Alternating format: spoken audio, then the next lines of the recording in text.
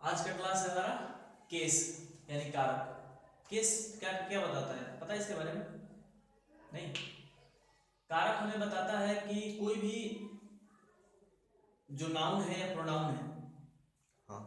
वो वाक्य में किस रूप में प्रतीत हो रहा है, किस रूप में उपयोग किया जा रहा है, या फिर यह बताता है कि उसका क्या उपयोग करेंगे हम, और किसी भी नाउन और प्रोनाउन का किस तरीके से हम एक संबंध बनाने का काम करेंगे। तो संबंध बनाने के लिए आप ये मत कह देना कि प्रीपोजिशन होता है। देखो, मैं आपकी बात से एग्री करता हूँ कि प्रीपोजिशन होता है, मगर साथ साथ आप इस चीज को कैसे बोल रहे हो कि हर चीज पे किसी पे अधिकार जताना, किसी को सब्जेक्ट के रूप में लेके आना, किसी को ऑब्जेक्ट बना देना, ये सारा काम भी तो होता है हमारे लिए। क्योंकि हमारे सेंटेंस बनाने का कॉन्सेप्ट क्या है? सेंटेंस बनाने का कॉन्सेप्ट क्या है? Subject plus verb plus object. ये फॉर्मूला हमेशा अप्लाई किया जाता है ना। तो इस फॉर्मूला के अलावा हम कोई ऑप्शन नहीं हमारे पास है। तो सब्जेक्ट के रूप में कभी हम नाउन का भी इस्तेमाल करते हैं, कभी हम प्रोनाउन का भी इस्तेमाल करते हैं। तो नाउन क्या होता है, प्रोनाउन क्या होता है, वो आगे चीज हम समझेंगे। लेकिन इससे पहले जब अभी मैं केस की बात कर रहा था कारक की, तो इसमें तीन तीन पोजीशन दिए, इसको तीन कैटेगरी में डाला गया। पहला नॉमिनेटिव केस, दूसरा पॉसेसिव केस, और तीसरा हमारा ऑब्जेक्टिव केस। नॉमिनेटिव केस क्या कहता है आपसे कि जितने भी नाउन या प्रोनाउन सब्जेक्ट के रूप में इस्तेमाल होते हो, वो क्या है वो नॉमिनेटिव केस में है। उन सभी को नॉमिनेटिव केस ही माना जाएगा। जितने भी नाउन या प्रोनाउन क्या है, सब्जेक्ट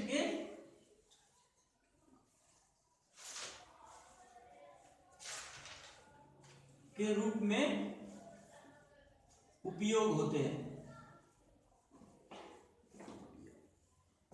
जैसे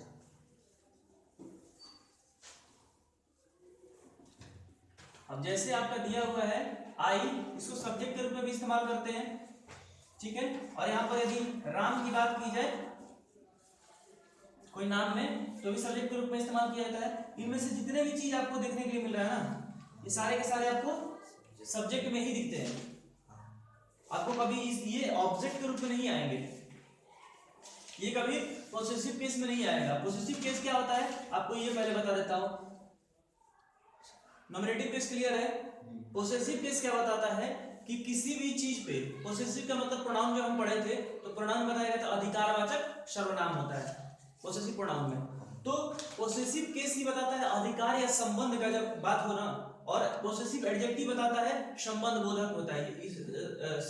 अधिकार एवं संबंध का जो प्रतीत कराए किसी नाउन से रिलेट करके, किसी नाउन को जोड़ करके, नाउन से जोड़े, प्रोनाउन से जोड़े, और उसका अधिकार बताए कि इस पे मेरा अधिकार है या फिर इससे मेरा रिलेशन है।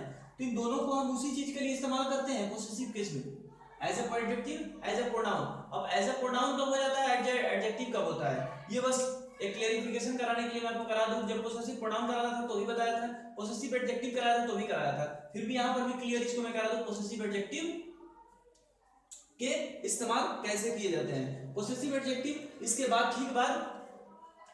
ठीक बाद नाउन रहता है। इसके ठीक बाद नाउन रहेगा। किस लिए नाउन रहेगा सर? उस नाउन की विशेषता बताने के लिए, इसलिए इसको पोसेसिव एडजेक्टिव कहते हैं। अब देखो, पोसेसिव एडजेक्टिव माई है तो इसको क्या लिख दिए, यदि माई बुक, ठीक है, माई बुक, इस पे अधिकार दिखा रहे हैं या फिर संबंध बता रहे हैं, अधिकार दिखा रहे हैं। और एडजेक्टिव कहता है विशेषता। तो विशेषता का मतलब यही नहीं होता है, देखो बच्चे ये मत आप समझ लीजिएगा आप लोग कि एडजेक्टिव का मतलब यही नहीं होता है सिर्फ और सिर्फ कि विशेषता ही बताना। एडजेक्टिव के 10 कैटेगरी बांटे गए हैं, जिस तरीके से हमारे प्रोनाउन के बांटे गए हैं 10 कैटेगरी, ठीक है। उस तरीके से पोसेसिव एडजेक्टिव दूसरा पार्ट है हमारा, है। तो पर्सनल प्रोनाउन में ही आ जाता है, ये आपको पढ़ना है तो पर्सनल प्रोनाउन के बाद पोसेसिव प्रोनाउन आता है, वैसे पर्सनल एडजेक्टिव उसका फिर एडजेक्टिव में जाता है। तो अब बात आती है जो ये माय बुक मैंने लिखा है, इस पे अधिकार में बता रहा हूं, ठीक है। इसको यूज करके मैं दिखा देता हूं सेंटेंस के रूप में, दिस इज माय बुक, ठीक है, दिस इज माय बुक लिख दिया मैंने। और यहां पर मैंने क्या, इसका हिंदी क्या होगा, यह मेरी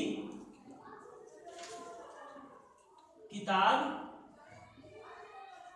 है।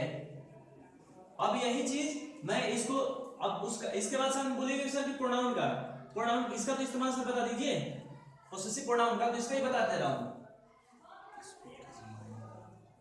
दिस बुक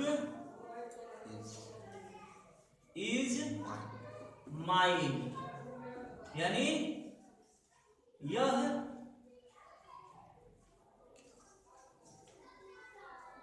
किताब कहिए, पुस्तक कहिए, यह किताब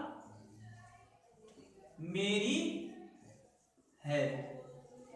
अब देखिए आपको एक चीज ध्यान रखिए, यहां पर बुक के बाद क्या आया, इज यानी कि हेल्पिंग वर्ब, यानी कि ये हमारा क्या है, दिस बुक एक चीज हो गया, यानी कि हमारा सब्जेक्ट, ये हमारा वर्ब और ये मेरा ऑब्जेक्ट। बोलो के साथ ऑब्जेक्टिव केस इसलिए फिर बना था। फिर देखो ये माइन का इस्तेमाल वहां पर ही किया जाएगा, वहां पर ही किया जाएगा। कभी भी माइन ये नहीं लिखोगे, ये लिखना, ये लिख दोगे ना यदि माइन बुक, ये पूरी तरीके से गलत है, इसको हम नहीं कहेंगे ऐसे, दिस बुक इज माइन।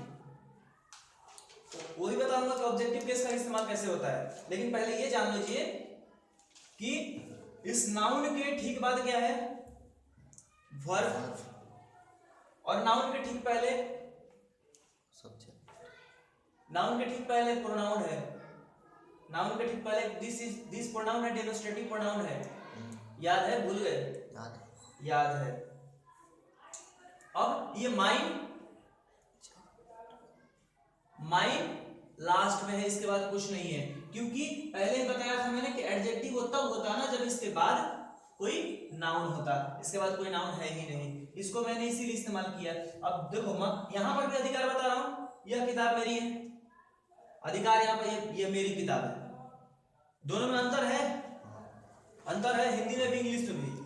तो यहां पर डायरेक्टली एक संबंध भी बता रहा है, यह मेरी किताब है, यह जो किताब है, यदि मैं एक किताब ले लूं, मान लीजिए कि इसको किताब मान लेते हैं, तो बोलूं कि यह मेरी किताब है, यह किताब मेरी है,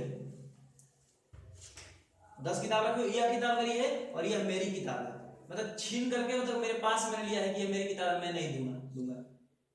और 10 बच्चे हैं खड़े, आप बोल देंगे कि यह किताब मेरी है, तुम्हारी किताब कौन सी है बाबू, पूछता है कोई, तो बोलते हैं कि सर यह किताब मेरी है, बोलते हैं। तो दोनों में अंतर यही है कि जहां पर एक आप पूरी तरीके से संबंध और अधिकार दोनों आ जाए तो ये आ जाता है, और पूरी तरीके से जहां पे केवल और केवल उससे आपका संबंध है, वहां पे हमारा पोसेसिव प्रोनाउन आ जाता है।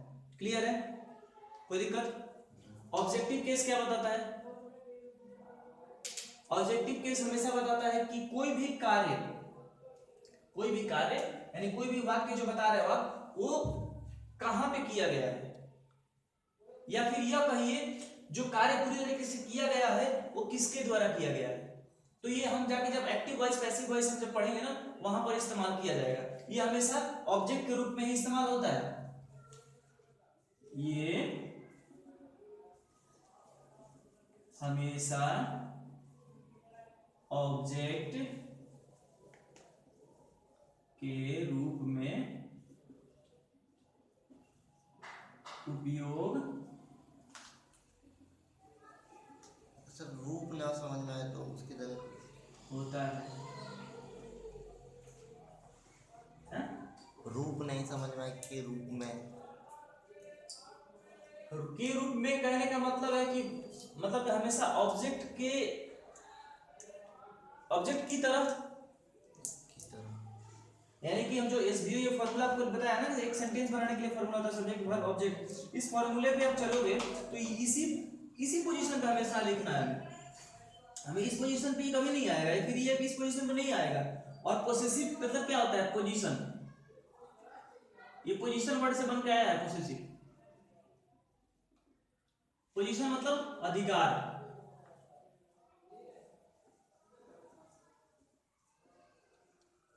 या संबंध। आप किस पोजीशन पे काम करते हो, आपका मतलब उस पर कितना अधिकार है, आपका क्या संबंध है, आपकी कितनी औकात है, मतलब किसी कंपनी में काम कर रहे हो किस पोजीशन पे होते हैं, कितनी औकात पे हो, तो ये आपको पूरी तरीके से डिक्लेयर कर देता है पोजीशन। लेकिन ये तो पूरा अधिकार बताने वाला चीज तो हमेशा बीच में ही आता है, सब्जेक्ट हमेशा नॉमिनेटिव के डील करता है, तो ऑब्जेक्ट के रूप में, इसीलिए मैंने लिखा ऑब्जेक्ट के रूप में ही यही आएगा, हमेशा लास्ट में ही आएगा। ठीक है, हाँ कुछ ऐसी चीज है बोलोगे सर तो ईट यहाँ पर भी कॉमन है और ईट यहाँ पर भी कॉमन है, तो हाँ इसका कुछ नहीं होता है। जैसे कि आई का माई होता है और फिर आई का नॉमिनेटिव केस, आई नॉमिनेटिव केस हो गया, माई हो गया हमारा possessive adjective, possessive pronoun, mine हो गया, और मी हो गया हमारा ऑब्जेक्टिव केस, वी हो गया नॉमिनेटिव केस, आवर हो गया क्या पोसेसिव एडजेक्टिव, पोसेसिव प्रोनाउन हो गया आवर्स, और इसके लिए हो गया अस, यू हो गया nominative, possessive adjective your, possessive pronoun yours, possessive objective case में हमारा यू ही आ जाता है, ये भी कॉमन हो गया हमारा। उसके बाद ही के लिए हिज, क्या है हिज, पोसेसिव एडजेक्टिव में और पोसेसिव प्रोनाउन में हिज, और हिम कहां पे ऑब्जेक्टिव केस में। सी के लिए हर, पोसेसिव एडजेक्टिव में और पोसेसिव प्रोनाउन में गया तो हर्ष बन गया। उसके बाद इसमें गया तो ये किसे कॉमन कर रहा है, इसको कॉमन कर रहा है, इसलिए जो जो कॉमन कर रहा है ना उसको मैं सर्कल कर दे रहा हूं आपको, ताकि आपको ध्यान रहे, ये रहिए यू, ये रहा इधर यू। ठीक है, अब देखिए दे का देयर, देयर्स, सॉरी ईट का पहले चल लेते हैं, ईट का इट्स, ईट का नॉमिनेटिव केस इट्स हमारा पोसेसिव एडजेक्टिव, और इसका कुछ नहीं होता, ये ध्यान रखिएगा, इसका प्रोनाउन नहीं होता है, ईट का प्रोनाउन नहीं होता है, ईट हमेशा पोसेसिव प्रोनाउन यानी अधिकार दिखाने के लिए नहीं होता कभी, या तो ऑब्जेक्ट के रूप में हमेशा ऐसे होगा और नहीं तो सब्जेक्ट के रूप में होगा। बीच में जब एडजेक्टिव के बारे में तो it's copy, it's book,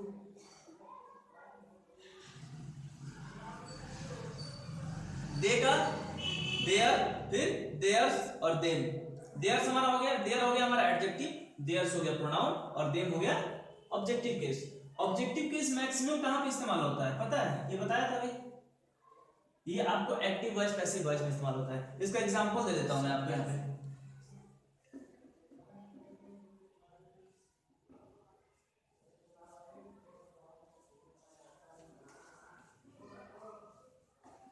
this book was written by me, यानी यह पुस्तक मेरे द्वारा लिखी गई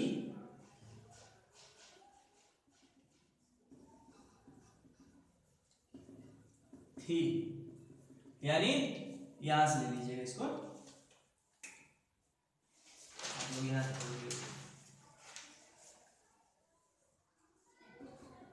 this book was written by me, यह पुस्तक मेरे द्वारा लिखी, ये लिखी लिखा हुआ है, लिखी गई थी, समझे।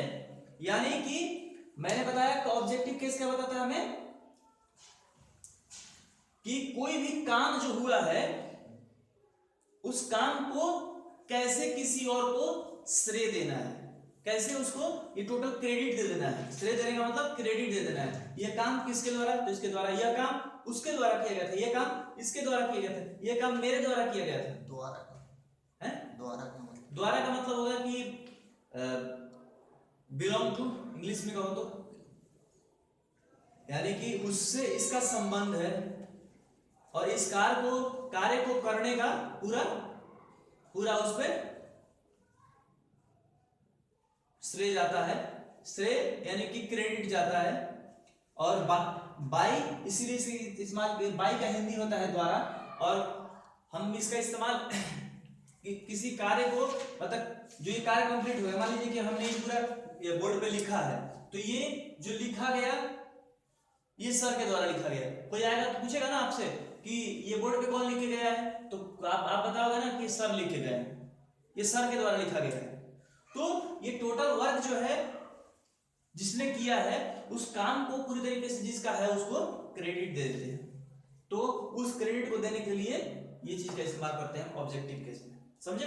पहले वर्क को डिफाइन करते हैं, बाद में उसको हम बाई लगा करके लगा देते हैं केस में। बाकी अब कैसे इस्तेमाल करती है तो प्रोनाउन में पढ़ना होगा, ट्रांसलेशन आगे पढ़ते हैं तो उसमें पढ़ना होगा। अब इसमें आता है पोसेसिव केस का यूज। पोसेसिव केस का यूज पता है? हम पोसेसिव केस बनाते कैसे हैं? एक छोटा सा यूज, एपोस्ट्रोफ एस पढ़े थे, एपोस्ट्रोफ एस। हाँ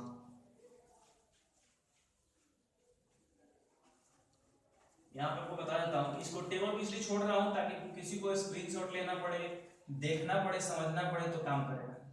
तो आपको इसलिए मैं मीटर मीटर करके यहाँ पे पढ़ा रहा हूँ, ठीक है। इसको ध्यान से देख लीजिएगा।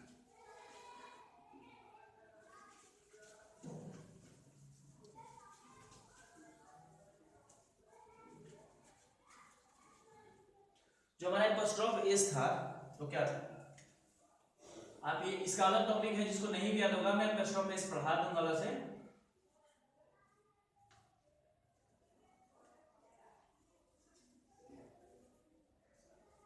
एक ये था, एक हमारा ये था, और एक क्या था, केवल एस। और फिर उसका हमने अगला टॉपिक क्या पढ़ा था इसमें, कंस्ट्रक्शन ऑफ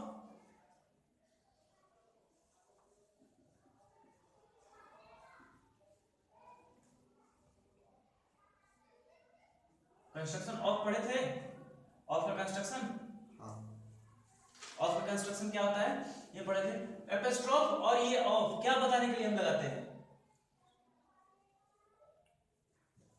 अधिकार या संबंध।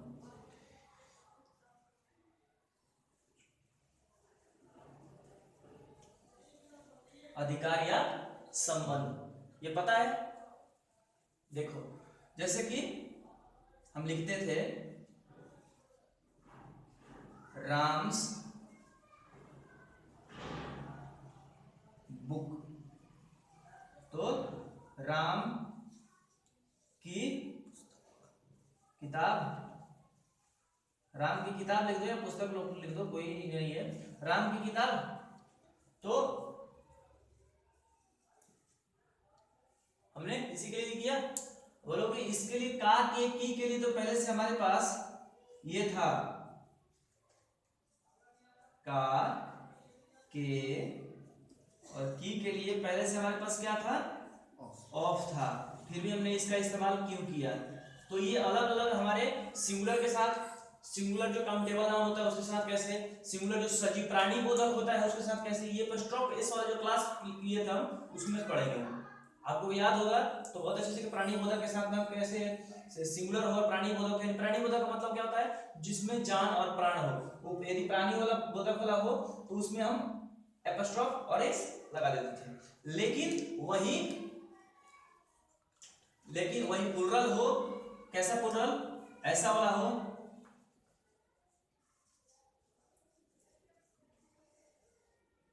बुक्स, तो इसको लगा देते ऊपर के वाले एपोस्ट्रोफ, बुक्स ऐसे रहेगा, बुक्स ऑफ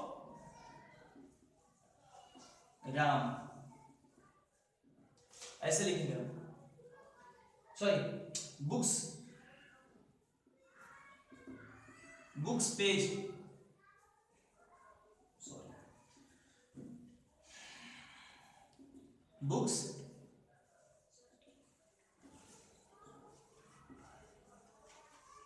बुक्स पेज, यानी कि पुस्तकों हैं, बहुत सारी पुस्तक की बात हो रही है, किताबों किताबों की या किताबों के पन्ने, समझे। तो हम दो ऐसे केसेस में जब जहां पे हमारा क्या पूर्वक एस से बनता था, तो हम क्या करते हैं, स्टॉप लगा देते थे, ये लगा देते ऐसे। फिर ईएन से बनता था, जैसे कि चाइल्ड है, चाइल्ड है, इसका मतलब बनता है चिल्ड्रेन से बनता है। तो इसका कैसे बनाते थे, चिल्ड्रेंस, ऐसा लगता था एपोस्ट्रोफेस।